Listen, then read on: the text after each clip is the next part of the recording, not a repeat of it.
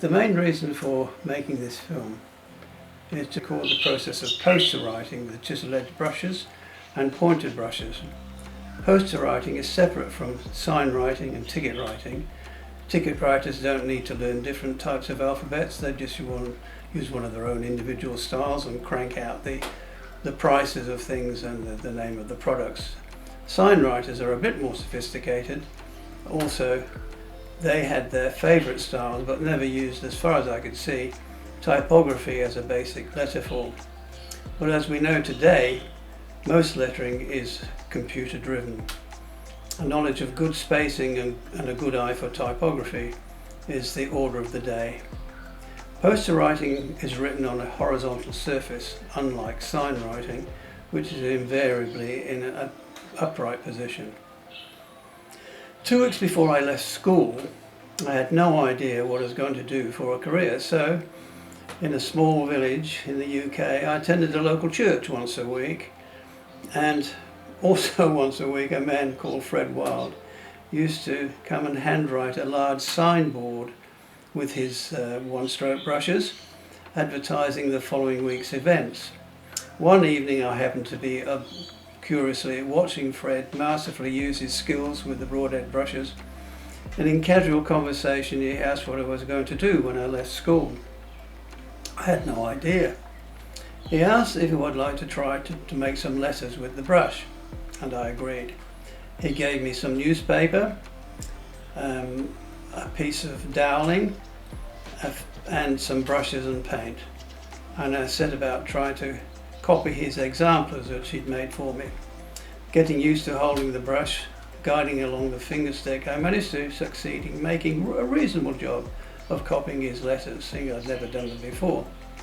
He then inquired if I would be interested in taking up an apprenticeship with the company he worked for.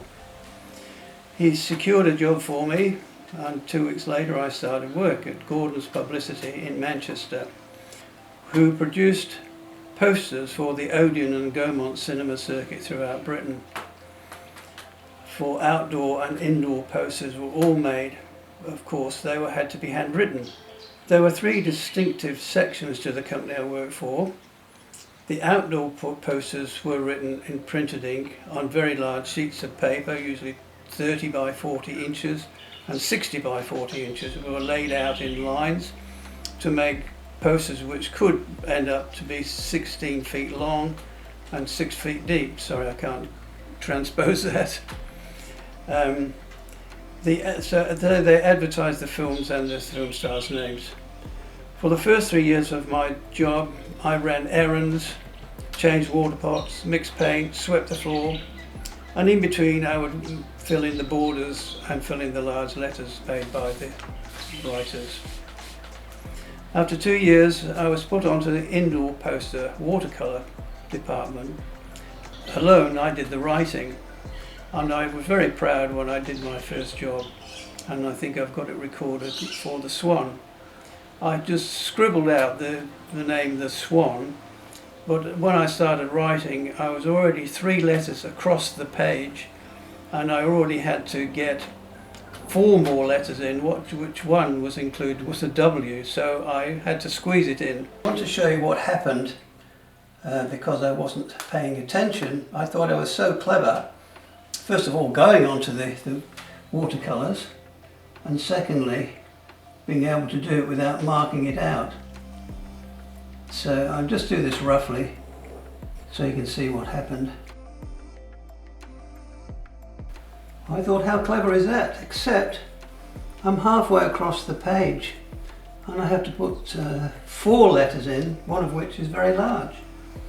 So it ended up looking like this.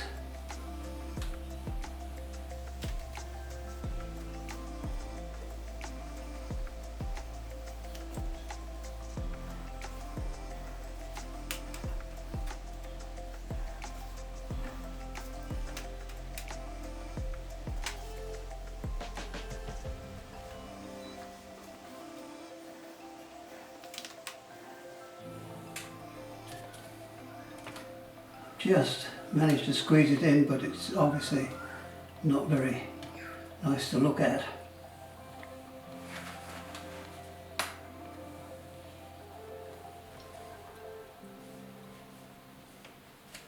So that's how it turned out, rather badly. And when the foreman looked at it, he had a little giggle to himself and to me and said, "Oh, the swan," and sort of squoze his shoulders together as if he was squashing it in. So that's how not to do it. If I was doing it today, I just roughly did a different kind of layout. Everything in those days had to be centered, and that was pretty boring for the writer and for the person that's reading it. So today I would make something like that, where we do things called compressions. It gives the illusion of being an E there and an H, and the W and the A are joined together, and that saved a lot of space. And the same with these letters here. So by doing that, it's still legible, but it's not conventional as we used to do it.